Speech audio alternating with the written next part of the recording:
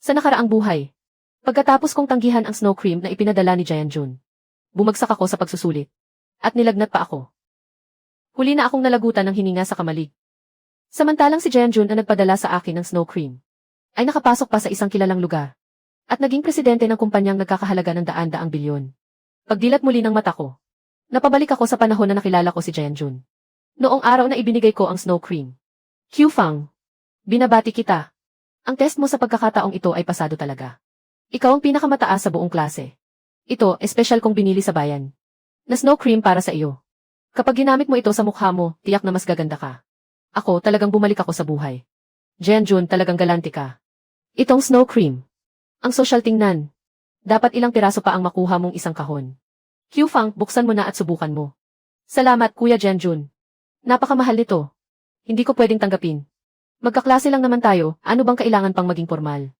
At saka, espesyal pang ang inutusan ka ng ate mo. Naalagaan kita ng mabuti. Kunin mo na. Sige, salamat Kuya Jianjun. Pinagpawisan ako ng husto ngayon. Kapag naligo at nagugas ako ng mukha saka ko gagamitin. Huwag mo muna akong kulitin ng 2 araw. Hintayin mong magamit mo ang kahon na iyan ng snow cream. Tapos hintayin mong bumagsak sa iyo ang pagtaas ng grado, he. Lola, ano po ang nangyari? Ay, si Xiaofang pala. Itong matandang baboy. Hindi kumakain o umiinom ng 2 araw na. Mukhang malapit na siyang bumigay. Gaya ko ring matandang babae, tumatanda na rin ah. Hindi ba gusto ni Jianjun na mapahamak ako? Kung ganoon, pagbibigyan ko na ang hiling niya. Gamitin mo ng maigi ang kahong ito ng snow cream. Qiufang, ano na naman yang ibibigay mo sa baboy? Lola, panlamig ng mukha ito na gamit ng mga tagalungsod. Mabuti raw ito lalo na sa katawan. Ipapahid ko ito sa matandang baboy. Baka sakaling mabuhayan pa siya. Ay naku, panlamig ng mukha ng mga tagalungsod pala ito. Para sa matandang baboy. Swerte mo naman. Lola, itabi niyo na ang kalahating kahon na ito. Pahiran niyo sa kilikili at mga binti ninyo. Nakabubuti raw sa katawan. Ikaw talaga. Qiufang, bilis, tingnan mo. Itong baboy. Wow, Qiufang. Sa wakas nagamit mo na rin. Itong snow cream na ibinigay ko sa iyo. Ang ganda sigurong gamitin, ano? Tingnan mo ako, ang sabi ko na nga. Ang kutis mo at ang snow cream ay swak na swak. Nga, parang ang lambot nga ng dating. Kagabi, nagpahid ako ng kaunti. Talagang maganda ang epekto. Alam mo noong una kong makita, na para sa iyo talaga ito. Pagkatapos mong gamitin, ang ganda-ganda mo na. Ang mga binibigyan ko ng gamit, parang may liwanag na rin sa mukha. Salamat sa iyo. Kuya Jianjun, ang bait mo. Pumili ka na ng regalo para sa akin. Una muna akong maghahatid ng takdang aralin. Tutulungan ko rin siguro, Meng, sa pag-aayos ng mga test paper. CJ, ikaw na ang bahala sa mga ginagawa mo. Tandaan, gamitin ito araw-araw. Ipakita sa lahat. Napakaganda ng regalong ito. Kaibigan, meron ba kayong ganito? Puny vanishing cream ba ito? Meron, kaibigan. Ngayon ko na ito ibibigay sa inyo. Qiufang, ipagpatuloy mo ang paglalagay. Isang kahon ng vanishing cream. Balikan mo ang napupuso ang tao. Ang magaling na binata sa bayan natin. Pili ka na lang. Kuya Jianjun, ang husay mo talagang mang-asar. Jianjun, sasabihin ko sa iyo na itong kahon ng vanishing cream, nabudburan ko na ba? Anong amoy nito? Amoy panis, parang bulok na itlog. Ngayon mo palang inamoy. Noong oras ng klasiko, halos mahimatay na ako sa amoy. Parang galing ito kay Jianjun. Na ikinus ko sa katawan niya. Hindi siguro. Kanina lang nakita ko na lumabas siyang basa galing banyo. Paano magiging ganoon kabaho? Paano ko naman malalaman? Ano ba ang pinagbubulungan ninyong dalawa? Wala naman. Sabi namin mamayang hapon. Ano ang magandang kainin sa kantina? Hindi ninyo ginagawa ang takdang aralin sa 2 asignatura. Ano ba iyang mahahabang bulungan ninyo? Huwag ninyong gambalain ang pag-aaral ng mga kaklase. Kuya Jianjun, huwag mong idamay ang mga hindi nakapasok sa universidad. Tulungan mo nga akong tingnan kung paano lutasin ang problemang ito. Hindi ka nag-aaral ng maayos sa self-study. Ano ba ang pinagkakaabalahan ninyo?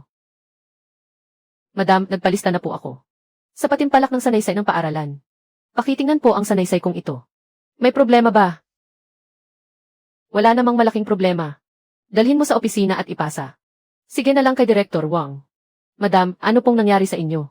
Masama po ba ang pakiramdam ninyo? Bilisan mo na. Kung hindi mo pa isusumite. Tapos na ang oras ng paligsahan. Talagang may problema ang kahong iyon ng vanishing cream. Anong uri ng problema? Gamitin muna ang auxiliary line para hatiin. Sa 2 tatsulok. Naku, kakagaling lang niya kanina sa pag-ungol na parang baboy. Diyos ko, anong sakit ang dumapo sa kanya? Kuya Jianjun, ano ang nangyari sa kanya? Jianjun, ano ba talaga ang lagay mo ngayon? Pasensya na. Parang sandali akong nawalan ng ulirat. Mula nang magsimula ang klase, wala na akong ayos. May kakaibang amoy sa katawan ko. Ano bang hitsura nun? Itutuloy ko ang pagtuturo.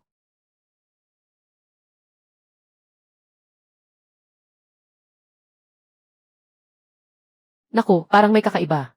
Sa amoy niya ngayon. Mas mabaho pa kaysa kahapon. Naririnig ko kahit malayo pa. Malapit na akong masuka. Ano na naman ang pinag-uusapan ninyong dalawa? Ang aga-aga ang ingay ninyo. Wala po, wala po. Pinag-uusapan namin ang ulam sa kantina ngayon. Hindi masarap. Kuya Jianjun, ikaw ba? Dapat ka nang maligo. Naligo na ako kagabi lang. At nagbanlaw pa ako ng 2 beses gamit ang sabon. Ano raw? Wala naman. Baka dahil maulan nitong mga nakaraang araw, kaya mamasa-masa. Qiu Fang, hindi ba ikaw ang may balak? Sumali sa paligsahan sa matematika ngayong hapon. Kamusta na ang mga sinasagutan mong problema? Handa na lahat. Ilang practice questions ang pinagawa ni Teacher Wang. Nagawa ko na lahat. Walang malaking problema. Tuloy lang ang pagpupursige sa pag-aaral. Sigurado iyong makakapasok sa kolehiyo sa dulo. Ako talaga iyon. Ang lansa ng amoy na ito, hindi ko kaya. Lumipat na tayo ng upuan. Ano ang ibig ninyong sabihin? Ano ba, isipin ninyo ng mabuti ang sarili ninyo. Ang tapang ng amoy sa katawan mo. Sila lang talaga ang naghahanap ng butas. Sabay na tayong kumain. Ano ba ang pinagsasabi mo? Wala naman akong mabahong amoy sa katawan. Ako mismo, wala akong naaamoy. Hindi mo naman naaamoy. Hindi ibig sabihin na hindi mo naaamoy ay hindi rin naaamoy ng iba. Maraming kaklase. Ayaw mo po malapit sa iyo. Sinadya ninyo akong targetin. Sino ba naman ang hindi pagpawisan at mangamoy? Kayo lang talaga ang naiinggit na mahusay akong mag-aral. Sino bang tinamaan ng araw sa iyo? Amoy na ito. Talagang gusto ninyong hindi ako makakain ng payapa. Kuya Jianjun. Sensitibo lang talaga sila sa amoy. Hindi naman nila sinasadya na pahirapan ka. Mahilig lang talaga silang maghanap ng mali. Konting bagay lang, pinalalaki pa nila. Ano na naman ang problema mo? Wala naman, may sipon lang ako. Hindi ko naaamoy, ang hirap.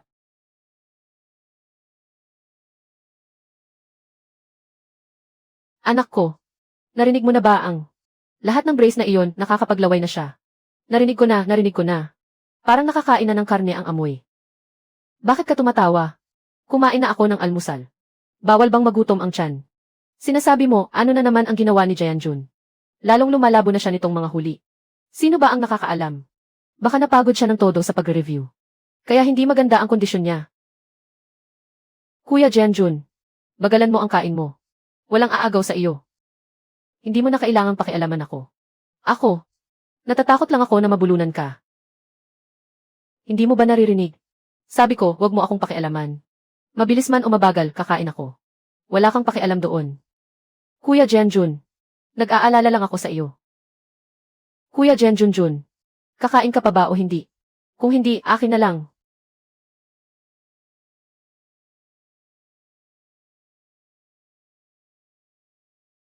Narinig ko, si Jianjun daw para makapasok sa kolehiyo. Araw-araw nagpupuyat sa pagsasagot ng mga problema hanggang hating gabi. Pero kahit anong sipag niya, hindi rin sapat. Kung katawan mo ang pinapabayaan mo, wala rin. Auntie, dagdagan mo pa ng isang bahagi. Dagdagan mo pa ng isang scoop ng kanin.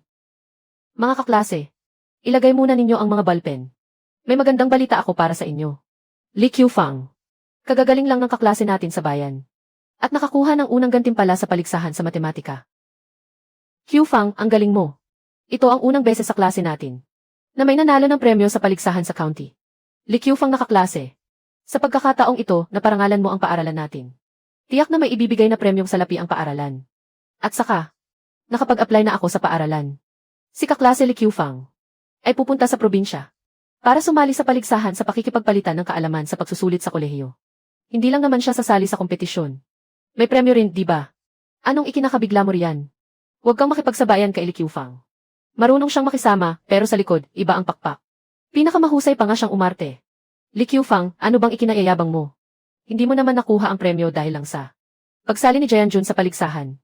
Sa tingin ko, ikaw ay nagkataong napalundag sa malas na kapalaran. Malas na kapalaran. Kung ganoon, ikaw rin ang may sariling swerte. Pakita mo nga sa akin ang premyo. Kaklase Zhang Jianjun. Hindi rin naman masama ang pag-aaral mo. Sa tingin ko, ang pagkakataong sumali sa palitan sa pagsusulit sa kolehiyo ay dapat ibigay sa dalawang tao. Napatas ang labanan. Guro, gusto ko ring pumunta sa probinsya at sumali sa palitan. At ang mga marka ko ay hindi naman mas mababa kaysa kay kaklase Li Qiufang. Lahat ng paligsahan sa matematika niya ay sinasali rin niya. Anong basehan mo para sabihin iyan? Si Qiufang ay laging nangunguna sa klase. Siya ang talagang may pinatutunayan. Sana maging patas kayo sa pagtrato sa bawat kaklase. Kaklase Li Qiufang, payag ka bang makipag patas na labanan kay kaklase Zhang Jianjun? Kung gusto ni kaklase Zhang Jianjun na magkumpara, di magkumpara tayo. Hindi ako urong. Si Qiufang ay nakakuha lang ng unang gantimpala. Baka hindi lang niya tayo kayang pantayan. Hindi ako natatakot, diretsahan ko na lang sasabihin. Huwag ninyong sayangin ang oras ng lahat. Xu Hongmei, ano nang ibig mong sabihin sa sinabi mo? Ha, saan ba ako nagkamali? May mga taong nakaraos lang dahil sa premyo. At hindi man lang tayo pinapansin bilang mga kaklase. Kung hindi, paano siya mangangahas na makipag? Xu Hongmei, bakit ka nagmamadaling pilitin akong sumagot? Takot ka bang talunin kita ng totoo? Napakapangit ng pagkatalo ni Jianjun. Ako nga. Haha. Guro, may tanong ako. Kung may nararamdamang hindi patas ang iba, lahat tayo ay patas na magharap at magkumpara ng isang beses. Bagamat si kaklase Zhang Jianjun ay inalok na sumali sa mga parangal sa county. Pero wala akong pakialam. Makipagpatas na labanan ako sa kanya. Li Qiufang, huwag kang mayabang. Kung patas tayong magkumpara, hindi pa rin tiyak kung sino ang talo at sino ang panalo. CJ. Kung ganoon, may hirit si kaklase Li Qiufang. Kung ganoon, isasama ko na ang pangalan ninyong dalawa at ipapasa ko sa paaralan kapag lumabas na ang pinal na abiso. Ngayon ay bumalik na kayong lahat sa inyong mga upuan at magpatuloy sa self-study. Ngayon kasama ang mga kaklase, mag-aanunsyo ako ng isang mahalagang bagay. Nagpa siya ang paaralan. Magre-rekomenda ng kaklase. Pupunta sa lalawigan para dumalo sa pulong ng paligsahan sa pagpasok sa kolehiyo. Pagkatapos ng kabuang pagsusuri. Sa huli, napagpasyahan na. 2 kandidato lang. Sina Li Qiufang at Zhang Jianjun. Sa susunod na linggo, magkakaroon pa ng isa pang round. Para sa huling paligsahan sa talumpati. Sa boto ng buong klase at ng guro sa asignatura. Ang magpapasya. Sana maghanda kayong mabuti kayong dalawa. Ang galing ni Li Qiufang. Congrats. Ikaw na naman pala, Li Qiufang. Yung problema ko sa physics, hindi ko masagutan. Lumapit ka nga at tulungan mo akong tingnan. Ay, Wang Qiang. Sa tingin mo talaga makakapunta si Li Qiufang sa pulong sa probinsya? Ha? Siyempre, hindi. Kasi hawak niya ang unang gantimpala sa paligsahan sa matematika. Anong silbi ng unang gantimpala? Akala mo ba basta nakuha niya ang gantimpalang iyan? Paano nga ba? Hindi ba siya mismo ang nakakuha nun sa exam? Narinig ko na maaga niyang nakuha ang mga tanong sa paligsahan. Kung hindi, paano siya makakakuha ng ganoon kataas? Ano? Totoo ba iyon? Hindi siguro. Bakit naman ako magsisinungaling sa iyo? Maaari ko bang basta sabihin ang ganitong bagay? Sinasabi ko lang sa iyo. Huwag mo lang ipagsabi sa iba. Zhang Jianjun. Ano na naman kay Qiufang? May problema ba? Huwag kang bastang kumain ng walang pakundangan. At huwag magsalita ng kung ano-ano. Yung sinabi mo kanina. Narinig ko lahat. Wala naman akong sinasabing iba. Qiufang. Ang pwesto sa pulong sa probinsya. Pupuntahan ko sa patas na laban. Huwag mo akong siraan sa klase. Siraan. Wala akong ginagawa na walang silbi. Nasisiraan ka. Sinasabi ko sa iyo, mula ngayon tigilan mo na ang bibig mo. Linisin mo ng maayos. Tandaan mo, may Diyos na nakakakita.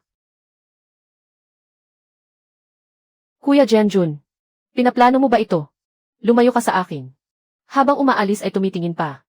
Ang totoo, nagamit mo na yung kahon ng Peony Vanishing Cream na pwesto sa pulong sa probinsya. Siguradong akin iyon.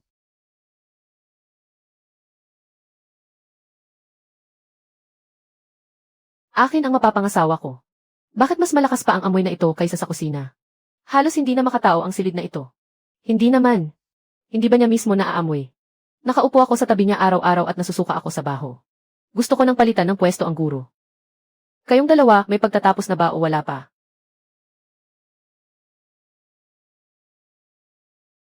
Zhang Jianjun. Ano ba iyang amoy sa katawan mo? Nakakahilo. Ilang araw ka nang hindi nagpapalit ng damit. Ikaw pa ang manghihimasok kung ilang araw akong nagpalit ng damit. Anong pakialam mo? Sinadya mo ba akong puntiryahin? Nga. Kayo, nakita ninyo si Likyu. Nagkahangin. Kaya nagkakagulo kayo, Jianjun. Kayo dalawa.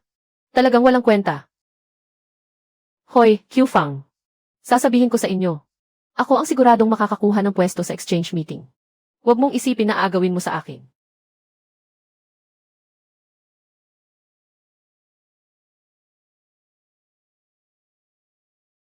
Nako, bakit siya parang nag-ingay na naman na parang baboy? Nagpapaikot-ikot pa sa sahig. Ay, Diyos ko. Baka sinaniban na siya. Si Jianjun na naman. Anong ginagawa mo?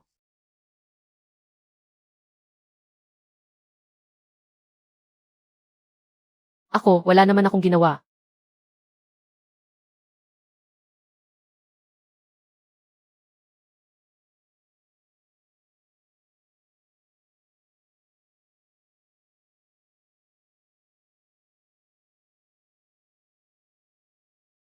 Jianjun. Ikaw. Bakit may dala kang gamit ni Qiufang? Bakit mo ginawa iyon? Mabilis umuwi si Qiufang pagkatapos ng klase. Inaayos niya ang mga aklat at kwaderno. Tutulungan ko siyang magligpit sandali. Ang bait mo talaga kay Qiufang. Nagbigay pa ng Peony Vanishing Cream. Tapos may pinulot pang kung ano-ano. Kung ako si Qiufang, ang pwesto sa exchange meeting, ibibigay ko na sa iyo. Jianjun. Ano nang itinatago mo sa kamay mo? Huwag mong sabihing mga notes ni Qiufang iyan. Hindi. Isa lang iyong scratch paper. Ayos lang iyon. Nagtutulong lang si Jianjun kay Qiufang. Magligpit ng mga aklat. Pare-pareho lang naman tayong magkaklase. Hindi ba pwedeng kumuha lang siya ng gamit ni Qiufang? Kapag lumalabas si Qiufang pagkatapos ng klase, inaayos niya muna ng maayos bago umalis. Ano bang pinulot ni Jianjun para sa kanya? Mga notes. May problema ako sa isang physics problem na hindi ko magawa. Paliwanag mo nga sa akin. Sige na. Basta mabait lang akong tumulong magligpit sa kanya. Huwag mong sasabihin kay Qiufang. Baka isipin niyang may iba akong pakay.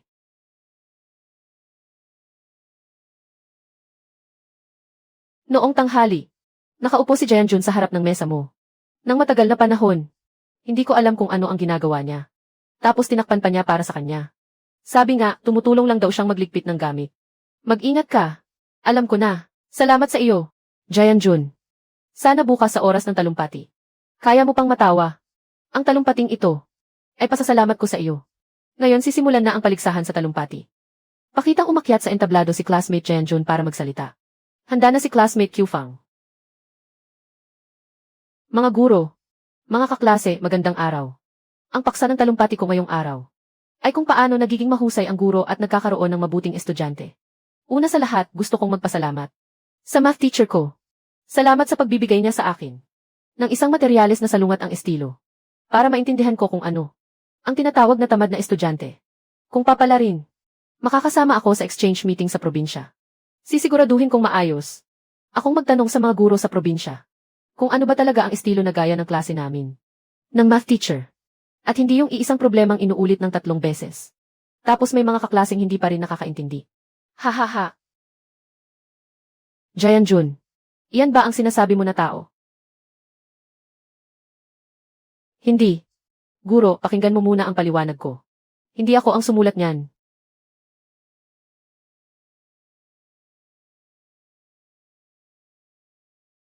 Jianjun, ikaw ang sumulat ng ganitong papel. Ano ba ang gusto mong sabihin? Ang gusto mong sabihin ay para sa paaralan natin. Hindi naman magaling ang guro. O baka gusto mong sabihin ang guro sa matematika. Pasensya na. Hindi iyon, guro. Hindi talaga ako ang sumulat niyan. Hindi ko alam kung paano nangyari iyan. Ano ang ibig mong sabihin hindi ikaw ang sumulat niyan? Ang papel na ikaw mismo ang naghanda. Hindi mo raw isinulat. Sino ang sumulat niyan? Para lang sa isang halaga sa palitang pulong. Ganyan mo na lang ba iyon babastusin? Ang sarili mong guro. Ang binabasa mo na ba sa libro mo ay napunta na sa tiyan mo? Hindi po, guro. Hindi po iyon ang ibig kong sabihin. Sige na, umayos ka na at bumaba ka na. Huwag kang nakatayo sa entablado at pinapahiya ang sarili mo. Sunod na si Li Qiufang.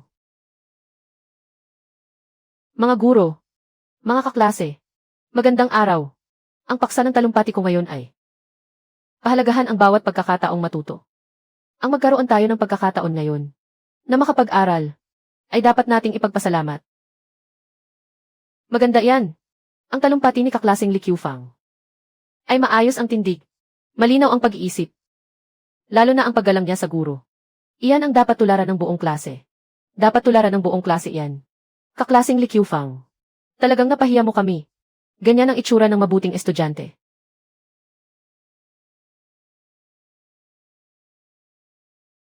Kuya Jianjun, sa palagay ko, mas magaling ang sinabi mo kaysa kay Li Qiufang. Ang cute noon, masyadong mabait. Sa tingin ko, paborito lang ng guro si. At sinasadya niyang umayon sa kanya. Ano bang ginagawa mo? Hindi. Hindi ako. Hindi ko rin alam kung bakit ganito ang nangyari sa akin. Li Qiufang. Ginawa mo to ng sinasadya. Alam mo na agad. Nakokopyahin ko ang talumpati mo. Kaya sinadya mong maghukay ng bitag para sa akin. Hindi ko maintindihan ang sinasabi mo. Anong pinagsasabi mo riyan? Kung hindi mo sana sinadyang palitan ang papel. Paano pa ako mapapahiya sa harap ng buong klase? Wala ka namang sariling lakas. Tapos ako pa ang sinisisi mo kapag nadapa ka. Ikaw. Ngayong araw, kailangan ko talaga ng mabuting aral para sa iyo.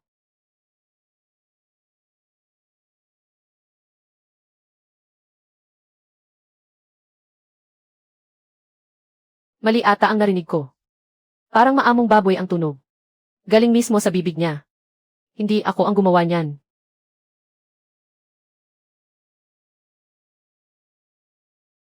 Kiang, ano iyang nasa bag mo? Itim na cake ba iyan o hindi? Bahay ni nanay ang nagluto niyan. Sinadya niyang ipabaon sa akin. Bigyan mo ako ng isa. Nakaubos na ako ng 2 baon ng umaga. Isang mangkok ng lugaw lang. Ngayon gutom na naman ako hanggang sa nanginginig ang sikmura ko. 2 bao lang ang kinain mo. Pero pangatlong klase pa lang ito.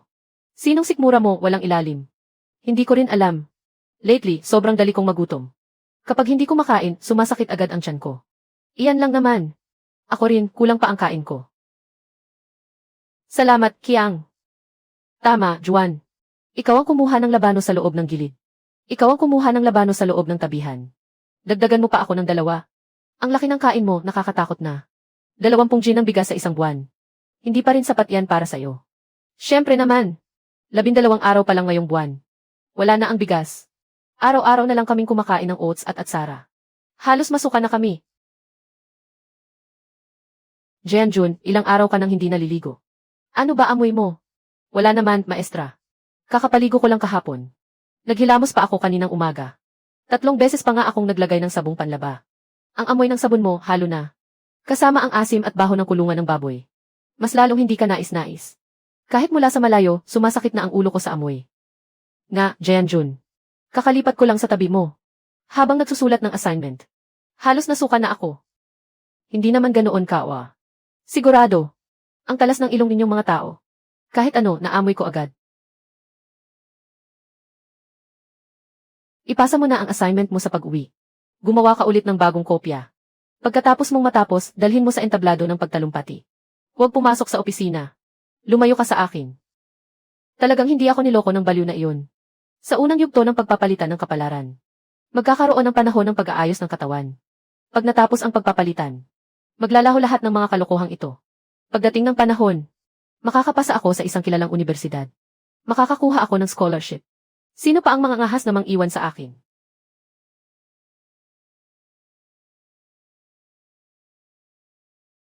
Baliw, iyong kahon ng Peony Vanishing Cream. Talaga bang gumagana o hindi?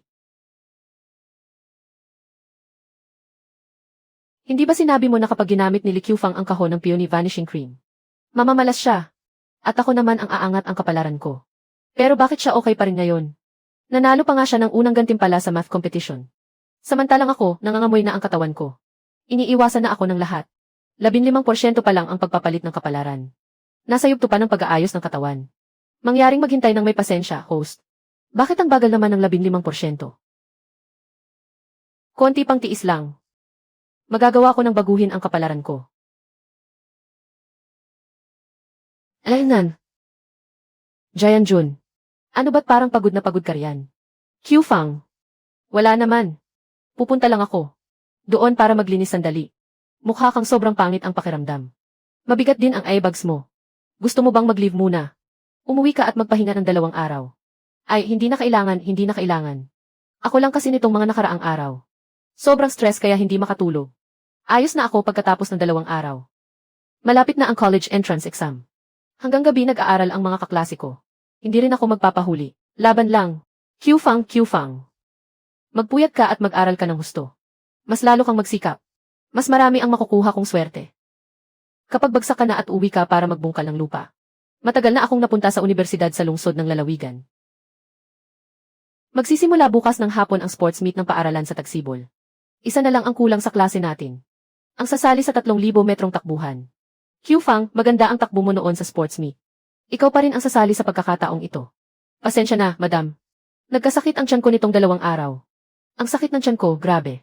Talagang hindi ako makatakbo. Baka hindi ako makasali sa laban. Madam, ako na ang pupunta. Sisiguraduhin kong makakakuha tayo ng pwesto para sa klase natin. Madam, si Zhang Jianjun na lang ang papuntahin mo. Malakas siya. Siguradong magaling siyang tumakbo. Hindi tulad ng iba. Na buong araw ay pihikan at arte ng arte. 2 hakbang pa lang, hingal na hingal na. Ni isa sa mga sports event, hindi man lang makasali. Hindi sa ayaw kong tumakbo. Kundi talagang hindi kaya ng katawan ko. Kung ang iba naman, madaldal lang pero may saysay din naman. Kung ang mga paa nila ay hindi naman magaling gamitin. Mas mabuting huwag na lang akong magsalita. Ha ha ha. Q-Fang, ikaw talaga ang pakitang taong unan. Kung ako ang pakitang taong unan.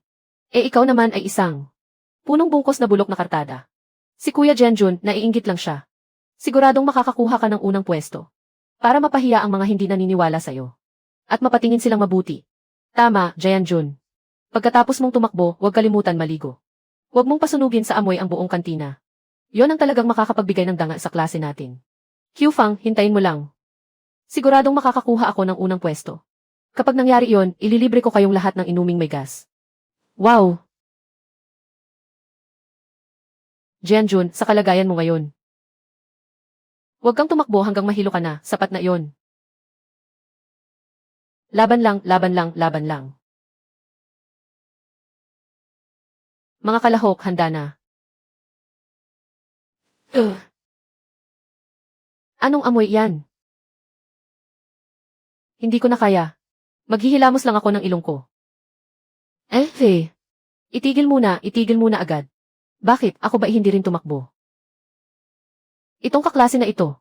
Ang lala ng amoy ng katawan mo. Naapektuhan na ang takbo ng paligsahan. Pakiusap, lumayo ka agad sa track. Bakit ako ang aalis? Wala naman akong nilabag. Kayo ang may problema sa ilong inyo. Tigilan niyo na yan. Bilisan niyo rito. Hindi pa ba sapat na nakakahiya na kayo? Bakit ako aalis, ano bang basehan? Ha ha ha. Pambihirang hambog. Ha ha ha.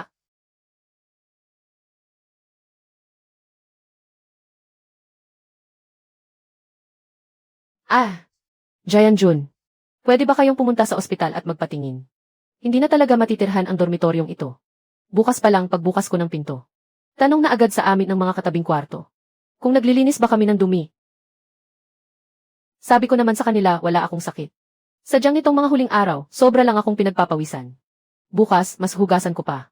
2 beses na paligo, sapat na yon. Kahit ilang ulit ka pang maligo, wala rin. Kagabi, ikaw ang dahilan kung bakit hindi ako nakatulog. Nababalot ako buong magdamag na hindi makatulog. Ngayon sa klase, inaantok na inaantok ako. Kung ulit ka pa ng ganyan, pupunta ako sa guro para magreklamo. Hihingi ako ng lipat dorm. Ayoko rin naman ng ganito. Araw-araw akong naliligo ng 3 beses. Palit pa ako ng 3 set ng damit. Pero wala pa rin. Akala mo ba? Gustong-gusto kong pagtawanan ako ng iba. Hindi ko sinasadyang sabihin iyon sa'yo. Hindi ko na talaga kaya. Bukas, ikaw pa rin ba?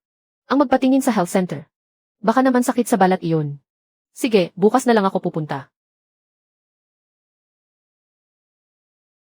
Ang lakas mo mang iwan sa akin. Tikman mo nga ang amoy ng panis.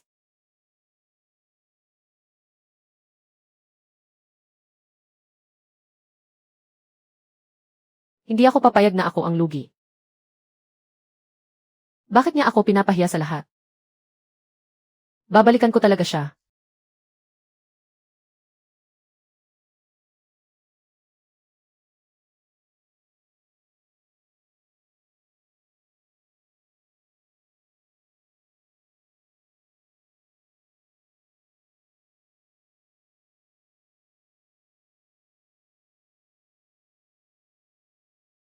Wang Qiang, Wang Qiang.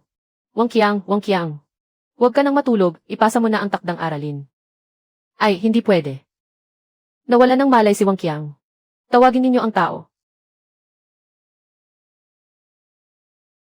May pulso pa siya. Pero mahina siya. Punong-puno ng pantal ang liig niya. Siguro nalason siya o kaya allergic reaction.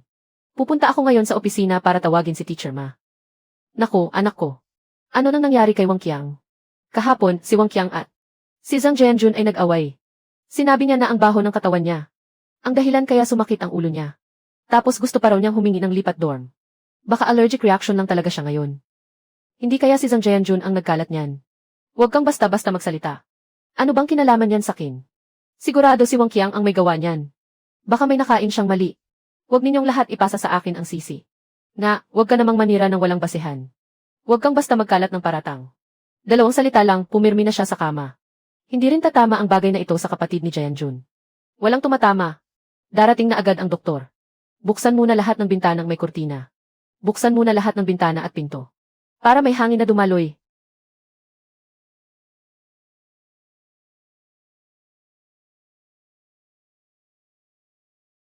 Nalason si Wang Qiang. Talaga bang wala itong kinalaman sa'yo? Qiu Fang, wag mo akong idamay sa kalokohang ito. Sinabi ko nang wala akong kinalaman dito. Qiu Fang, sa anong basehan mo pinagdududahan si kapatid Jianjun? May ebidensya ka ba? Siguradong imbestigahan ng mabuti ng paaralan. Ang pangyayaring ito, walang makakataka sa huli. Kapatid Jianjun, wala itong kinalaman sa'yo. Bakit ka pa nagtatanong, hindi ako naniniwala, umalis ka riyan. Alaynan. Tingnan mo si Zhang Jianjun. Sa 2 araw na ito, halos butot balat na siya. Parang napalitan siya ng ibang tao. Sino ba ang nakakaalam? Pero mas maayos ang amoy niya kaysa noong mga nakaraang araw. Babalik lang ako, tapos pinasakit na naman niya ang ulo ko. Wala pa ba kayong dalawa? Baka gusto ninyong marinig ko pa ang kalokohan ninyo. Huwag ninyong ako sisihin kung hindi ako magalang. Wala pa ba kayong dalawa? Si kapatid Jianjun, masama ang pakiramdam nitong 2 araw na ito. Kayo, araw-araw hanggang gabi pa rin siyang pinupuntirya. Hongmei, ang tapang ng sinabi mo. Wala rin naman kaming sinabing kahit ano. Si Jianjun na lang ang kusang napahiya. Lalo pang lumalala ang baho na iyan araw-araw. Hindi naman namin siya kinamuhian. Kasi ang baho niyang amuyin. Ganyan na nga ang pagdiriwang ninyo sa kanya. Kuya Jianjun, ang gusto lang naman niya ay, baka kasi pinagpawisan siya ng sobra kamakailan. Baho ng pawis niya, iyon ang amoy. Sa lungsod, ganyan din ang amoy ng pawis ng mga tao. Anong baho naman? Tumahimik ka nga. Kuya Jianjun, tumutulong lang ako sa pagsasalita mo. Ha, Kuya Jianjun. Kuya Jianjun, ano nang nangyari sa iyo? Ha?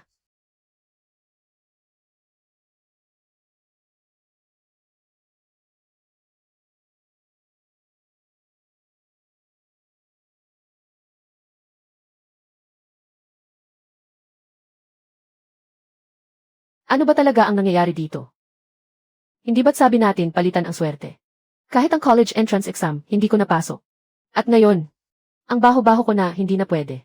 Nalalagas pa ang buhok ko isa-isa. Ni hindi ako makatulog ng maayos. Bigo ang pagpapalit ng swerte. Hindi na isuot ang target na anting-anting. Nakaon na ang baliksagasan na enerhiya. Tinatanggap ng host ang 73% baliksagasan na epekto. Ano ng bigong-bigo? Ako mismo ang nagbigay niyon sa kanya. Tinanggap niya lahat iyon. Hindi ginamit ng target ang anting-anting. Inilipat na sa ditaong katawan. Hindi malok ng enerhiya ang target. Lahat ng epekto ng baliksagasa ay bumalik sa host. Bukod pa roon, ang host ay nagpalit ng 5 taon ng buhay. Nakumpirmang ubos na ang mga ipinalit na gamit. Ang taong iyon. Bigyan mo pa ako ng isa pang pagkakataon. Bigyan mo pa ako ng mas matinding agimat. Sa pagkakataong ito, ako mismo ang magpapagamit niyon sa kanya. Pakiusap ka na. Bigo ang misyon ng host. Malapit nang. Automatikong mabura ang pagkakatali. Huwag kang umalis, huwag mo akong iwan. Huwag mo akong iwanan. Bigyan mo pa ako ng isa pang pagkakataon. Sinasabi ko na sa iyo, pakiusap na.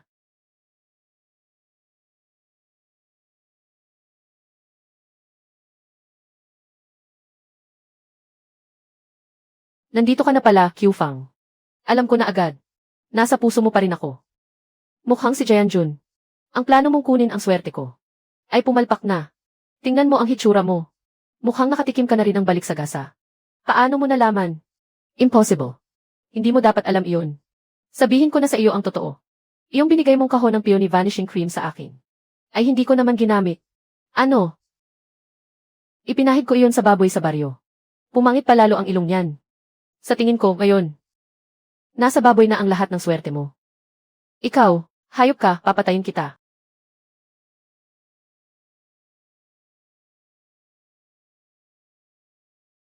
Iyan ang tawag na balik-kabig. Sinabi ko na sa iyo.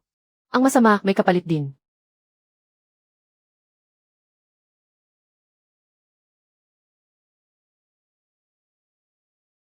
Ha?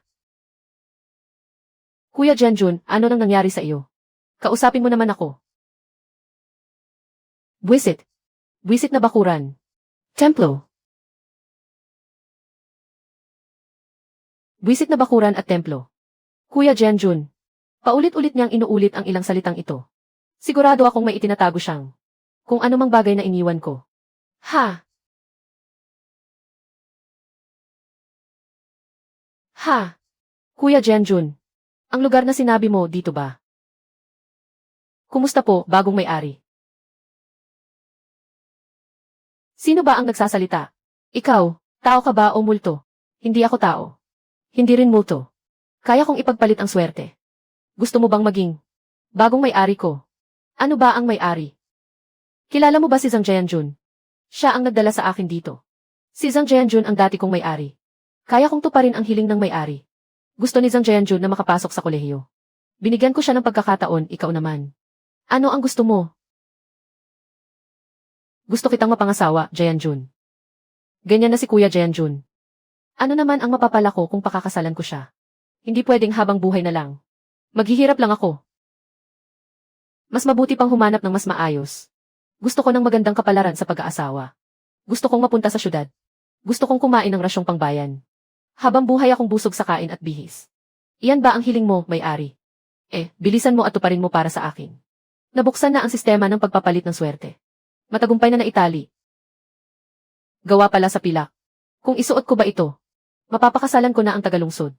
Dapat ibigay ng may-ari ang singsing na pampalitang may kapalaran. Sa taong gusto mong agawan ng swerte.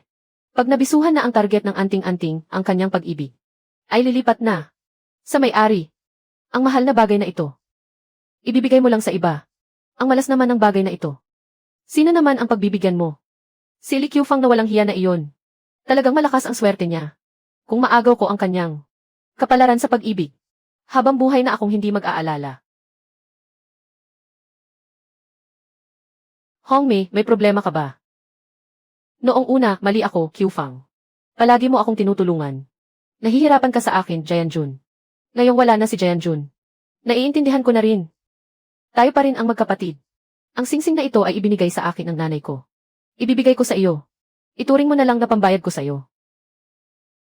Hindi pwede, napakahalaga nito. Hindi ko pwedeng tanggapin. Hindi pwede. Kung hindi mo tatanggapin, hindi mo ba ako mapapatawad? Qiufang, tanggapin mo na. Sige, tatanggapin ko na. Qiufang. Ang singsing na ito, sabi ng nanay ko, ay makakapagdala ng swerte. Kailangang lagi mo itong suot para may silbi. Sige, salamat sa iyo, Hongmei. Isuot mo lang ang pendant na ito. Hintayin mo ang singsing na pilak. Sipsipin nito ang swerte mo. At ang magandang kapalaran mo sa pag-ibig ay mapupunta na sa akin. Lola, naparito po ako para bisitahin kayo. Dumating na si Qiufang. Lola, magaling na po ba ang sakit ng tiyan ninyo? Ang dami palang maliliit na pasaway na ito. Nga naman. Pagkatapos mong hilutin ang bata, naipahid ko na ang pamahid. Itong matandang baka na ito. Araw-araw, mas gumaagan ang pakiramdam ko. Noong isang araw, nagsilang ako ng isang malusog na biik. Mataba at matipuno ang bawat isa. Ay, maganda iyan ah. Pagdating ng katapusan ng taon, malaki rin ang kikitain yan. Hindi lang ang lumang inahin ang gumaling. Ginamit ng misis ko ang ointment na iyan. Kamakailan, para na rin akong napalitan. Ngayon, hindi na sumasakit ang likod ko at hindi na rin mahapdi ang mga binti ko. Kahit maglakad ako, ang lakas ng katawan ko. Talagang milagro ang ointment na iyan. Nga naman. Kahapon, pumunta ako sa ospital. Sa check-up, pati alta presyon ko. Bumaba na. Tama nga ang hinala ko. Ito ang panlabas na ointment na may snow cream. Nakakakuha ito ng swerte ng ibang tao. Ibinigay na ito sa kanila. Pero sa halip, nakuha ko ang kanila. Ang swerte ni Jianjun. Ibig sabihin nito, magkabilang swerte ang nagbabalanse sa isa't isa. Ang malakas ay nagpapahina sa malakas. Panloob na gamot na ointment. Nadala na po ba ninyo? Naku, andito pa naman ang ointment. Kaunti na lang ang natitira sa akin. Ano ng problema, Q-Feng? Lola, may bagay akong matagal ko nang gustong sabihin sa inyo. Gusto ko pong magsabi ng totoo. Walang problema, iha. Maaaring isipin ninyo na ang bagay na ito ay medyo hindi ka pani-paniwala. Pero bawat salitang sinabi ko ay totoo. Sige, magsalita ka, iha. Naniniwala sa iyo si Lola. Lola, nabuhay ulit ako. Noong nakaraang buhay. Ito mismong snow cream ang dahilan kung bakit ako napahamak. Anong klaseng nakaraang buhay? Ang kaklase kong si Jayanjun ang nagbigay sa akin ng boteng ito ng snow cream. Pagkatapos ko iyong gamitin, lalo pang nanghina ang katawan ko. Bumagsak pa ako sa eksamen sa pasok sa kolehiyo. Sa huli, natapos ako sa bukid. Ang demonyong Jayanjun na iyon. Saan ba siya nakakakuha ng ganoong kalupit na bagay? Nakakamatay talaga. Pagmulat ko ulit, bumalik ako rito. Noong araw na ibinigay niya sa akin ang snow cream. Alam kong may masama roon. Kaya ipinahid ko ito sa ilong ng lumang inahin. Ikaw na bata ka. Dahil dito, napakarami mong tiniis. Mabuting bata, hindi mo kailangang sisihin ang sarili mo. Lola, hindi ba't maayos naman ang lahat ngayon? Itong Jayanjun ay mas masahol pa sa aso. Ang ginawa niya sa nanay at tatay mo. Naaalala mo pa ba ng buo? Hindi ba at nagkasakit ang nanay at tatay ko? At umalis? Ay, bago pumanaw ang nanay at tatay mo. Halos kalahating taon din silang parang nabiktima ng masamang impluensya. Mabuti naman ang katawan ng nanay mo noon. Bigla na lang siyang nilagnat at nilamig. Tapos nagkapantal ng buong katawan. Pati ang tatay mo, laging walang sigla. Parang walang lakas kahit ano nang gawin. Nung oras na iyon, natakot talaga ako. Sinasabi ng mga tao sa baryo noon na parang nabubulungan sila ng kakaibang sakit. Hindi raw may taong. Pero hindi ako naniniwala. Pero ang tatay at nanay mo naman ay totoong maayos. Hindi kailanman nakipagkasundo sa iba. Kasama ko pa siya sa dati kong buhay. Parehong-pareho ang sitwasyon. Dapat may nag-imbestiga na noon pa. Ay, marami ang dumating. Noong nangyari ang aksidente sa tatay at nanay mo, dumating ang isang propesor na ang trabaho ay pananaliksik. Nakatira siya sa nayon. Mahigit kalahating buwan. Sayang, hindi natukoy ang dahilan. Tama. Nang papaalis na si Professor Chen, nag-iwan siya ng isang address. Sabi niya, may nakita raw siyang iba. Pwede siyang puntahan. Totoo ba, Lola? Q-Fang, tingnan mo. Ito ang iniwang address ni Professor Chen. Iniwang address ni Professor Chen. Bukas ng maaga. Isasama kita sa bayan para hanapin siya. Naalala pa ba ako ni Professor Chen? Ay, si Lihi pala. Naaalala ko. Bakit bigla kang napadpad dito? Ito ang estudyante ko. Si Zuk Xiaoning. Kasama ko sa pananaliksik. Magandang araw po, Professor Chen. Ito ang pamangkin ng pamilyang Liu Fu. Q-Fang, ngayon ay pumunta kami rito para hanapin ka. Para sa nangyari sa tatay at nanay niya noon. Noong panahong iyon. Magandang araw po, Professor Chen. Pasensya na po sa istorbo. Silly Q-Fang. Tungkol sa nangyari sa tatay at nanay mo noon. Sinuri ko iyon ng mahigit kalahating buwan. Noong panahong iyon, sa nayon ninyo. Nakakita ko ng pirasong ito ng nahulog na bato mula sa langit. Pagkatapos ng pagsusuri, natuklasan kong may kakaibang, mababang dalas na radyasyon sa loob nito. Napaka-espesyal ng frequency. Pero hindi ko mahanap kung saan. Naroon ang mismong batong iyon. Sa mga nagdaang taon, hindi ko pa rin mahanap ang pinagmulan nito. Pumunta ka rito para hanapin ako. May bagong natuklasan ba? Professor Chen, tingnan po ninyo itong bagay na ito. Pinaghihinalaan ko na may kaugnayan ito sa radyasyon. Buksan ang detektor ng enerhiya ng radyasyon. Maghanda sa pagkuha ng mga sample na datos. Handa na sa pagkuha ng mga sample na datos. Opo, Professor. Detektor ng enerhiya ng radyasyon. Tapos na ang preheat. Naitakda na ang bandang frequency. May abnormalidad sa enerhiya ng radyasyon, Professor. Ang kahon ng snow cream na ito ay napakalakas na. Mababang dalas na katawan ng enerhiya ng radyasyon. Ang datos nito at ng nahulog na piraso ng bato ay ganap na nagtutugma. Professor Chen, ano ba talaga ito? Ito ay isang makikitang enerhiya na pinagmulan sa labas ng kalawakan. Tinatawag itong sistema ng pag-agaw ng kapalaran. Kaya nitong gamitin ang isang bagay na pag-aari ng target para kumanlong at agawin ang kanyang swerteng kapalaran. Sabi ko na nga ba, hindi ito tama. Si Zhang Jianjun, ginamit nito para saktan si Q-Fang. Sa dati kong buhay, ginamit ko rin ang kahon ng snow cream na ito. Nasipsip nito ang lahat ng swerte ko. At nauwi ako sa malagim na kamatayan. Ang ganitong uri ng katawan ng enerhiya ay palaging nagpapalit ng host kapag nabigo ang paglilipat ng kapalaran. Lalamunin nito ang swerte ng host. Basta hindi mo mahawakan ang mga bagay na may bisa. Bumabalik ang tama sa pinanggalingan. Sa katawan lang ni Jianjun ito mapupunta. Kaya ginamit ko ang snow cream. Sa matandang baboy at kay Lola. Jianjun. Na-reflect pabalik. Simple lang ang energy field ng hayop. Mahina ang katawan ni Lola. Hindi sila pwedeng maging target ng paglilipat. Pero si Xiu Fang, irerekomenda ko rin sa iyo na ipacheck ang katawan mo habang maaga. Malakas ang low-frequency radiation energy na ito. Kung sakaling may natira pa sa katawan mo. Maayos, Professor Chen. Pasensya na po sa abala. Kalma lang, huwag kang kabahan. Sa kanya may isa pang energy signal. Isa pang energy signal. Halos kapareho ng frequency ng snow cream. Halos kapareho ng frequency ng snow cream. Pero hindi eksaktong pareho. May ininstall ba sa katawan mo? Na may halong produktong metal. Ito ba iyon? Ibinigay sa akin ito ni Mama. Palagi ko itong suot sa katawan. Ang salamin na tansong ito ay napaka-espesyal ng material. Naku, ang alon na ito. At ang wavelength ng radiation ng snow cream ay salungat na salungat. Parang nag-aagawan sila at nagkakansela ang isa't isa. Dahil lagi mong suot ang salamin na tansong ito, talagang hindi ito nakapasok sa katawan mo. Noong nakaraang buhay, para makabawi kay Jianjun, itinapon ko ang tansong salamin na iniwan ni Mama. Bumili ako ng imported na steel pen at ibinigay kay Jianjun. Akala ko mabuti iyon para sa kanya. Qiu Fang, saan galing ang singsing na pilak na suot mo? Ano iyon? Ang pinsan kong si Hongmei ang nagregalo niyan. Hayaan mo akong tingnan. May radiation. Parang kapareho rin ng frequency ng snow cream. Gusto rin akong saktan ni Hongmei. Qiu Fang, ang singsing na ito at ang snow cream ay may parehong radiation frequency. Mukhang ang pinsan mo ay sinapian na ng sistema. Bilisan natin at hulihin si Hongmei. Kung hindi man siya mahuli, wala rin tayong maipanghahawakang ebidensya. Paano na? Kung talagang may magagawa tayo sa kanya. Mayroon ba? Hindi naman siguro wala talagang paraan. Kakabanggit mo lang. Gumaling ang katawan ni Lola. At gumaling din ang sakit ni Aling Baboy. Ibig sabihin nakuha mo talaga. At nailipat palabas ang radiation energy. Kayang bumalik at umatake pabalik ang ganitong radiation. Maling setting. Aayusin ko ngayon ang energy blocking function ng tansong salamin. Mula ngayon kapag ang temperatura ng salamin ay tumaas at uminit, ibig sabihin may babala na iyon para sa iyo. Qiu Fang, magtiwala ka.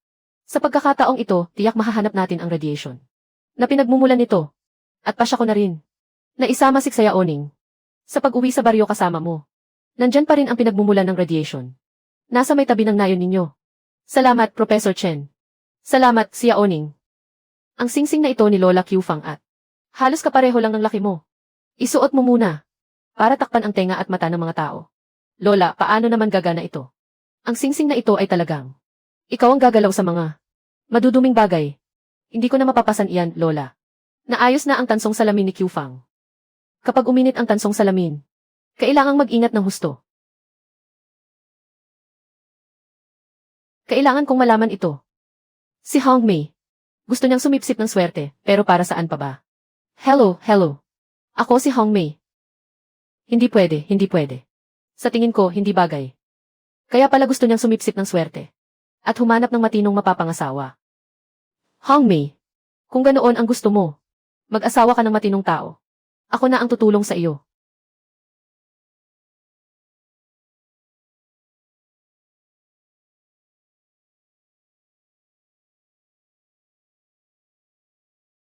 Kapag tumagal ng tumagal, mas lalo lang susumpong ang balik.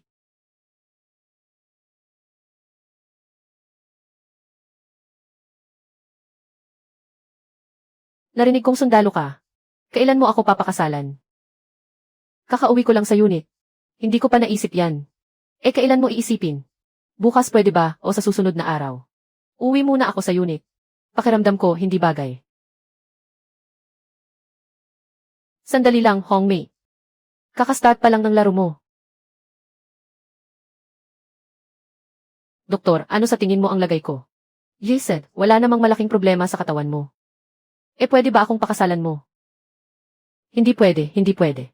May kasintahan na ako, huwag kang magsalita ng kung ano-ano.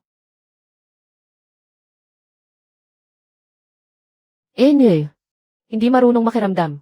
Ewan ko kung paano siya pinalaki ng mga magulang niya. Qiu Fang, alis na tayo. Tingnan ko nga ito. Ang mga doktor sa klinika walang pinapalampas.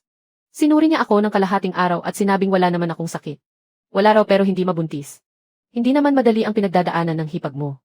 Baka isang araw ay mabuntis na rin siya. Q Fang. Sabi nila may propesor na pumunta sa nayon. Isama mo ako at puntahan natin siya. Nandito si Professor Chen para sa pananaliksik. Hindi siya doktor. At saka, nakatira siya sa paaralan kaya hindi rin siya madaling puntahan. Ay, bakit hindi raw madali? Ikaw na lang ang magpasuri sa akin. Sige, bukas isasama kita. Professor Chen, ano ba talaga itong sakit ko? Ilang taon na kaming kasal. Pero hindi pa rin gumagalaw ang tiyan ko. 0.10 per 10.035. Professor. May abnormal na mababang frequency signal malapit sa bandang tiyan. Kasama Wang Gizhi. Hindi lang ito basta hindi pagbubuntis. Ang biological field mo ay nadumihan. May abnormal na radiation anomaly malapit sa mattress. Ano ang ibig sabihin ng radiation anomaly? Puro ka naman kalokohan. Maayos naman ang katawan ko, ah. Ayaw mo lang akong suriin. Wala na kayong pakialam sa akin. Ako na lang ang bahala. Professor Chen, ano ba itong radiation anomaly? May kaparehong low-frequency radiation residue sa tiyan niya. Parang latak ng kuryenteng nananatili. Malamang nakaengganyo na rin siya noon. Iyong uri ng enerhiya na iyon. Kailan pa napunta sa templo sa gilid ang bagay na iyan? Buti na lang, hinihiling ko sa mga Diyos na protektahan ako. Buntis na agad ang tiyan ko.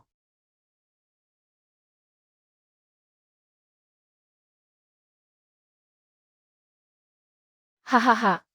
Gusto mo ba ang batang ito? Gusto ko. Ipapasuot ko sa labas itong pulang Amerika na may bulak. Pagsuot na ito ng iba, matutupad na ang hiling ng puso mo. Ang ganda talaga ng Amerikang ito. Pero kanino ko naman ibibigay? Sabihin mong hindi na siya papayagan ng propesor na ipa-check up ako. Sana maprotektahan niya ako para kahit isang beses man lang ay magkaroon ako ng anak na lalaki. Iyong si Q Fang na salbahe. Kaisang daang tao ang kumukutsa, kaisang daang libo ang nanghihiya.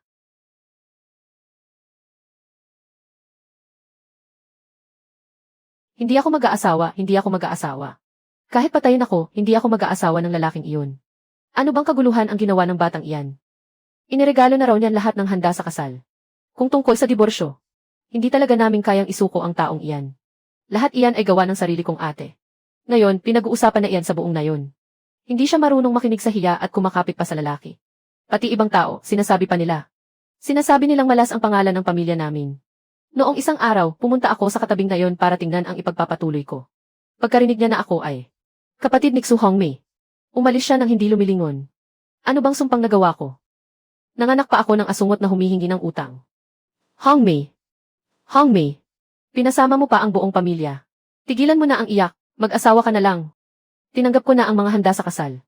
Ngayon ka pa magsisisi. Sa hinaharap sa nayon. Makakaharap pa ba ako ng taas noo? Pero ang ingay niya. Paano kung may mangyaring masama? Puntahan mo at tawagin si Ate Q Fang. Sobrang lapit ni Hongmei sa kanya. Sabihin mo sa kanya na pahupain si Hongmei. Baka sakaling gumana. Dumating na si Q Fang. Pakiusap mo nga si Hongmei. Bukas ikakasal na siya at nagwawala pa rin. Q Fang, tulungan mo akong pakiusapan ang tatay ko. Ayokong mapunta sa lalaking iyan. Kahit kumain siya, hindi niya kayang kainin mag-isa. 23 taong gulang pa lang ako. Ayokong buong buhay akong magsisilbi sa isang hukag na lalaki. Hongmei, hindi kita matutulungan. Bakit? Bakit hindi mo ako matutulungan? Dahil kaya mo nang makita kung sino ang mabuti at masama. Noon pa, bakit mo pa ako gustong saktan? Ano raw? Hindi ko maintindihan. Kailan ba kita sinaktan? Noong una, gamit mo ang singsing na ito. Para lokohin ako. Nang dumating ka para agawin ang swerte ko. Hindi mo naisip ang araw na ito. Li Qiufang. Paanong malalaman mo na ang singsing na ibinigay mo sa akin? Wala ako noon. Isinuot ko lang ito sa mikropono. At umikot iyon buong gabi. Hindi mo ba gustong agawin ang swerte ko? Ngayon, napunta na sa iba ang swerte mo. Alam mo ba ang mga magsasaka sa nayon? Hindi mo pa alam, no? Sa nayon namin kamakailan. Ilang binatang walang mapangasawa ang nakapag-asawa na. Alam ng mga tao sa nayon. Ano na kaya ang sasabihin nila tungkol sa iyo ngayon? Si Xu Hongmei, wala ng hiya at walang pakiramdam. Sumpa ba ito o malas na bituin? Ikaw na walang hiya. Nangahas ka pang saktan ako. Papatayin kita. Bilis, Lola, dumaan ka rito. Si Hongmei gusto nang tumakas. Ah, hindi pa tapos ang gulo. Nangahas ka pang suntukin ang pinsan ko. Kumilos ka ng maayos. Nasa bahay ba si Qiufang? Lola, titingnan ko. Qiufang, hindi ba gumawa ka ng bagong cotton padded jacket para sa iyo? Isuot mo na. Subukan mo agad. Tingnan natin kung kasya. Bakit ka paabala ng ganitong kalate? At ikaw pa mismo ang pumunta rito. Hindi naman ako nagmamadali. Mukhang ang jacket na ito ang pinagpawisan mo. Ilang gabi mo rin itong tinapos. Nagmamadali kang pasukatin ka. Qiufang, bilisan mo at isuot mo na. Ang pulang damit na ito, ang balat mo ay mukhang mas maputi. Siguradong babagay sa iyo. Bukod pa, isuot mo na. Para mapansin ka ng lahat sa nayon. Ang galing ng pagkakagawa mo, ate. Salamat, ate. Ang ganda talaga ng jacket na ito. Ang tansong salamin na ito, mainit na mainit pa rin. Mukhang ito rin ang jacket na ginamitan ng kamay at paa. Mukhang manugang. Ginamit din nila iyon. Ano nang nangyari kay Qiufang? Ano nang problema? Hindi kaya may problema ang jacket na ito? Naloko rin si Wang Gizinyon. Ang mga demonyong ito. Isa-isa kang papahamakin. Sa mga taong ito, hindi kailanman mabuntis si Wang Gizi. Ibinigay niya sa akin ang jacket na ito. Baka gusto niyang sipsipin ang swerte ko. Para mapalitan ang batang nasa tiyan niya. Gusto niyang ipalit ang buhay mo sa anak niya. Ang sama naman ng puso niya. Lola, huwag po kayong mag-alala. May sarili siyang palusot at gulo. May sarili rin akong paraan. Mabuting bata. Mag-ingat ka talaga.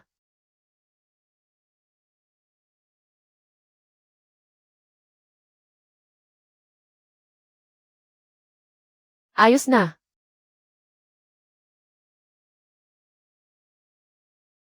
Tingnan mo ang tiyan niya. Bakit parang 1 buwan at 3 buwan lang? Hindi ba? Noong buntis ako kay Lauer noon. Wala pang ang 4 na buwan, malaki na ang tiyan ko. Ano nang pinag-uusapan ninyong tatlo? Sa tiyan kong ito. Baka kambal ang dinadala. Bakit ang laki ng tiyan mo? Bihira lang iyan. Kambal ba? Talagang ang bihira iyan. Ilang taon na kayong kasal pero wala pa ring galaw. Ngayon lang nabuntis, kambal pa agad. Hindi nilang matanggap na mas maayos ang buhay ko. Naiinggit kayo na kaya kong magbuntis. Kayo mismo, hindi makabuo. Kaya umiinit ang ulo niyo sa akin. Sige na, buntis ka pala ng sanggol na ginto. Hindi namin kayo kinakalaban, alis na kami. Kahit ang magpi alam ng buntis ako. Nanganak ako ng isang pugad ng maliliit na magpi. Naparito pa para batiin ako. Ang batang nasa tiyan ko. Siguradong may biyaya sa buhay. Nailuto na ba ng maayos ang manok na inihanda ng ama ng bata? Gutom na ako. Pwede bang bilisan mo ang kilos mo? Bilisan na, bilisan na. Ate, dadalhan kita ng basket ng itlog ng manok. Para lumakas ka. Qiufang. Ngayon ka lang dumating. Umuwi ka, isama mo ako. Pumunta ka at hanapin ang Professor Chen. Ang dami niyang sinasabi kung ano-ano. Sabi niya buntis daw ako, ano raw na sakit o pagbabago pa iyon. Buntis nga ako ngayon. Tingnan mo. Huwag kang maniwala, scammer lang ang Professor Chen na iyon. Hipag. Baka hindi lang napansin ng maigi ni Professor Chen. Mabuti na lang at buntis ka na ngayon. Masaya rin ako para sa iyo. Sige na, ayos na ayos. Ang katawan ko ngayon ay sobrang mahalaga. Nanghihina ako kahit ilang salita lang. Kung wala ka ng ibang kailangan, umuwi ka na. Nagpapakulo pa ng manok sa bahay. Uminom ka ng sabaw ng manok. Kumain ka muna ng konting karne bago ka umalis. Isa lang siyang bata, anong karne ang kakainin niya? Ang manok na iyon ay para sa pagpapalakas ng katawan ko. Pampalakas ng katawan. Saan pa may sobra para ibigay ko sa kanya? Si Qiufang ay kapatid ko. Kumain lang siya ng kaunting kanin sa bahay ko, ano naman gayon?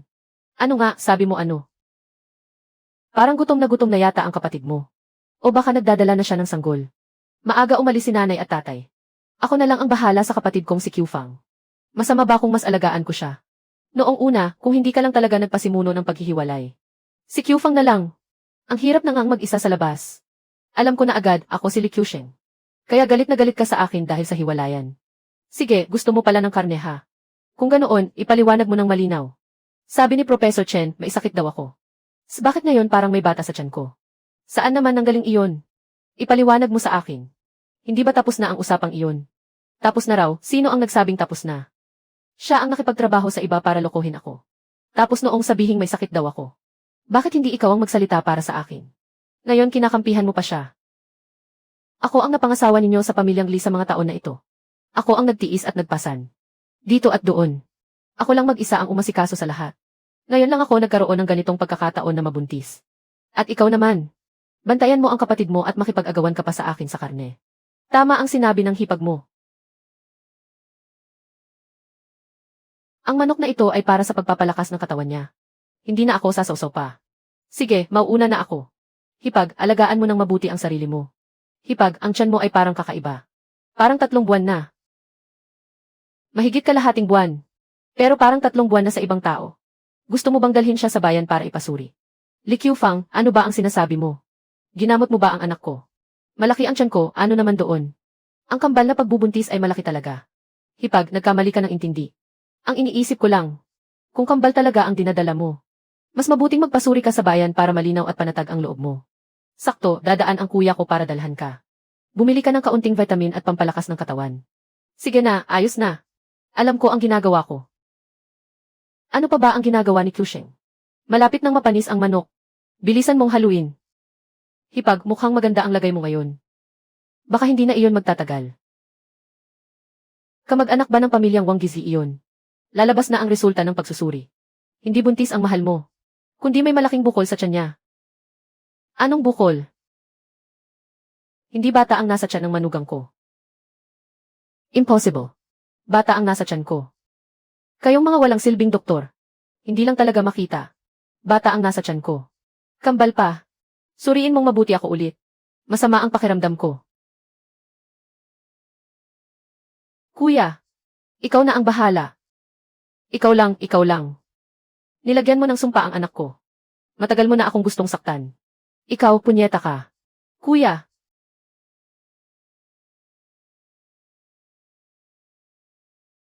Ikaw pa ang lalaban at sasampal sa akin. Bitiwan mo ako.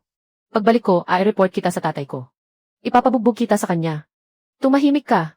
Subukan mo pang magmura. Babasagin ko ang paa mo. Nasa ospital na nga tayo. Kahit bugbugin kita hanggang halos mamatay. Magagamot pa rin kita. Umuwi na. Anak ko. Nilagyan ng sumpa ang anak ko. Apo, bakit ka ang dilat ang mata mo? Anong klaseng bulok na klinika ito? Ni isang bata, hindi makita. Apo ko ang pinag-uusapan. Sabi niya, bukol daw. Ang lintik na lalaking iyon. Balang araw tatamaan siya ng kulog at mamamatay. Qiufang, bantayan mo ang hipag mo sa bahay. Huwag mong hayaang may mangyari sa kanya. Kuya, huwag kang mag-alala. Pupunta ako sa pamilya niya. Ipapatawag ko ang biyanan kong lalaki para asikasuhin ito. Saan ka pupunta? Hindi pa tapos ang sinasabi ko.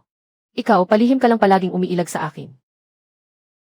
Punasan mo naman ang mukha ng hipag mo. Huwag mo na masyadong dibdibin. Lumayas ka rito, hayop ka.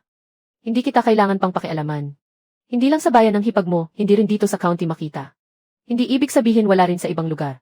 Sa panahon ngayon, marami ng milagro at anuman ang kung saan-saan nagkala. Baka may bihasang tao na makapagpapagaling sa iyo. Baka sakaling mabuntis ka pa rin ng maayos. Sa templo ng mga bihasa. Noong nakaraan, nasa templo lang ako. Doon ko pa nakilala ang banal na nilalang at doon ako nabuntis. Tiyak na ang bruhang iyon may ginawa sa akin. At ang anak ko ay ginawa niya ng masama. Tiyak na may paraan ang banal na nilalang para maibalik ito. Manugang, saan ka pupunta ng ganitong kalit? Tiyak na hahanapin ni Wang Gizi ang bagay na iyon. Kailangan kong sumunod at tingnan kung saan ba talaga nakatago ang bagay na iyon.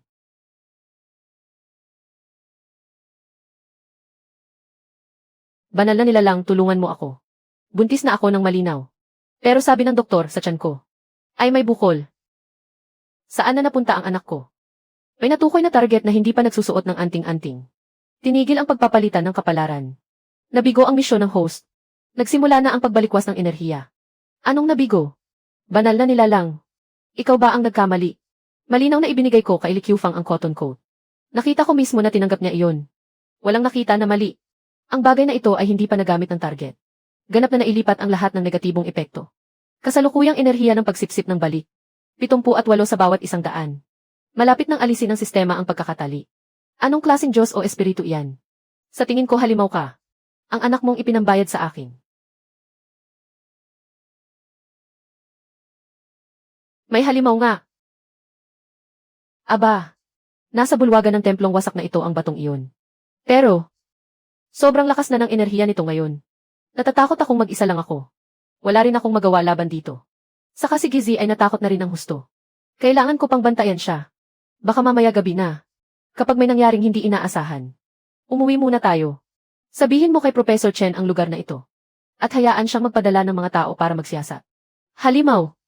Talagang may halimaw. May halimaw sa templong iyon. Hipag. Ikaw ba ang nagpunta sa sirang templo sa bakuran ng paaralan ko? Yung sinasabi mo. Paano mo nalaman? Sinundan mo ako. Sinusundan mo ako. Hindi lang alam na nagpunta ka sa templo. Alam ko rin na gusto mong gamitin. Yung pulang kapote para saktan ako. Nagdadaldal ka na naman ng walang laman. Binigyan pa kita ng kapote bilang mabuting loob. Tapos nilagyan mo pa ako ng dumi. Ang kabutihan mo inubos na ng aso. Hipag. Hindi ko tatanggapin ang kabutihan mo. Tungkol naman sa pulang kapote na iyon. Hindi ko man lang iyon nasuot. Ikaw, hindi mo suot. Saan mo dinala yung pulang kapote na iyon? Inilagay ko ang bulak sa loob ng kapote. At kinuha ko. At isiniksik sa pugad ng kalapati sa tapat ng bahay mo. Para. Ginawang pugad ng bulak ang pugad ng kalapati. Aba naman. Yung anak ko. Sinipsip ng kapot na iyon ang swerte mo. At inilipat ito sa kalapati. Kaya mula ulo hanggang paa. Hindi ka nagkaroon ng anak. Papatayin kita, ulol ka. Ibalik mo ang anak ko. Tumigil ka. Ano ang gagawin mo? Pakawalan mo ako. Papatayin ko siya. Siya ang nagwala sa anak ko. Siya ang sumira sa anak ko. Pakawalan mo ako. Kuya. Gusto ngayong magbuntis ng hipag ko. Parang nawala na sa sarili. Hindi na niya ako nakikilala. Tapos sasabihin pa niyang ako ang sumira sa anak niya. Paglapit niya, nanununtok agad siya. Ibang klase ang babaeng ito. Wala na yata sa ayos ang isip niya. Baligtad na kung magsalita. Baka tuluyan na siyang mabaliw. Li Qiufang, ikaw na salot. Pakawalan mo ako. Ngayon, kailangan kong saktan ang maliit na dayukdok na yon. Para bayaran niya sa akin ang bata ko. Kayo sa pamilyang Li, isa-isa kayong dapat. Mga sakim. Mukhang talagang nagkakasakit na siya. Kailangang itali na siya agad at dalhin sa ospital. Kay Lola. Ano ba ito? Gusto mo akong kunin? Pamangkin. May sakit ka ba? Pumunta tayo at tingnan ang doktor. Bitawan mo ako. Wala akong sakit. Papatayin ko ang lokong iyon. Qiufang. Manatili ka lang sa bahay at magpahinga ng maayos. Una kong ihahatid ang hipag mo sa ospital sa bayan.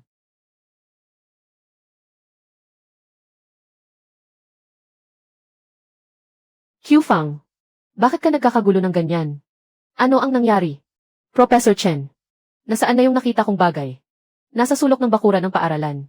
Sa loob ng sirang templo na iyon. Sa ilalim ng estatwa ng bato. Sigurado ka ba? Agad na ipaalam sa lahat. I'll lock ang lugar. Walang pwedeng lumapit. Professor Chen. Hindi maganda ito. Marami nang nahimatay. 20 hanggang 200. Professor. Ang antas ng radyasyon sa buong nayon ay mabilis na tumataas. Qiufang. 3 beses na itong nabunggo ng batong iyan. Lahat ng plano para agawin ang kapalaran ay nabigo. At muli pang nagalit si Wang Gizhi. Ngayon, wala na sa kontrol ang enerhiya nito. Kumakalat lang ito ng walang pinipili. Gusto nitong sumipsip ng kapalaran ng buong nayon. Para mapunuan ang enerhiya. Qiufang. Ayos ka lang ba? Lola. Ayos lang ako. Magpahinga ka lang ng maayos. May paraan pa ba? Una nating patatagin ang sitwasyon. May lumang balon sa labas ng nayon. Noong mga nakaraang araw, sinuri ko iyon. Ang nilalamang mineral ng tubig sa balon ay nakatutulong laban sa mababang dalas ng radyasyon kapag iniinom. At pwedeng makapagpabagal ng pinsala ng radyasyon. Pupunta na ako para sabihan ang mga tao sa nayon. Magpila ng maayos ang lahat. Isa-isa lang. Professor Chen. Hindi pwedeng ganito na lang. Ang tubig ng balon ay pampagaling lang ng sintomas, hindi ugat ng sakit. Pupunta ako sa sirang templo. Para ayusin na ang batong iyan. Hindi pwede. Qiufang. Nagbabago-bago na ang enerhiya niyan ngayon. Kahit may proteksyon ka pa. Baka hindi mo rin ito kayanin. Parang inilalagay mo sa sugal ang buhay mo. Si Lola ang nagpalaki sa akin mula pagkabata. Nakialam din ang mga tao sa nayong ito sa akin. Sa iba't ibang paraan. Kahit isama ko pa ang sarili ko. Basta mailigtas ko lang sila. Sulit na iyon. Dalhin mo ito. Ibuhos mo sa batong iyan sa tamang oras. Ang mineral sa tubig ng balon ay pwedeng pansamantalang makagambala sa energy field nito. Qiufang. Mag-ingat ka ng husto. Napakahusay ang pag-iingat mo. Natukoy ng target na may mataas na antas ng pag-aangkop. Iminumungkahi ang pagkapit. Ano ang hiling mo? Matutulungan kitang matupad iyon. Pumasok sa kolehiyo. At mapangasawa ang tagalungsod. May pera pa rin ang pagbubungkal. Maaaring matupad ang mga pangarap na ito. At higit pa, mapapalapit ko ang iyong mga magulang. Sa tabi mo. Huwag ka nang magpantasya. Sino ba ang gustong maging host? Hindi ako magiging alipin mo. Nakahandusay na sa kama si Zhang Jianjun. Napangasawa na ni Hongmei ang isang hangal. Si Wang Gizi ay nakakulong na ngayon. Sa mental hospital. Akala mo ba maniniwala ako sa kalokohan mo? Sira ang sistema. Isagawa ang paglilinis na kasunduan.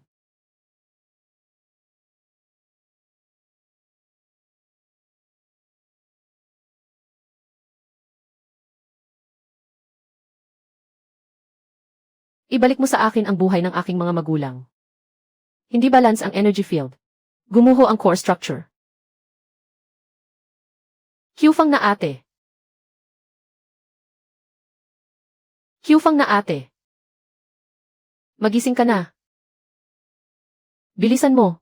Dalhin mo rito ang sealing device. Pansamantalang magpapahinga ang meteorite. Kailangang masil agad. Kyufang. Nagising ka na. Napasindak mo ba si Lola? Lola. Mukhang ayos lang ang lahat sa nayon, ano? Kyufang. Huwag kang mag-alala. Naka-temporary seal na ang meteorite sa amin. Bumaba na rin ang radiation level sa nayon. Ligtas na ang lahat. Kyufang. Ganito kalaking bagay. Bakit hindi mo sinabi agad sa kuya mo?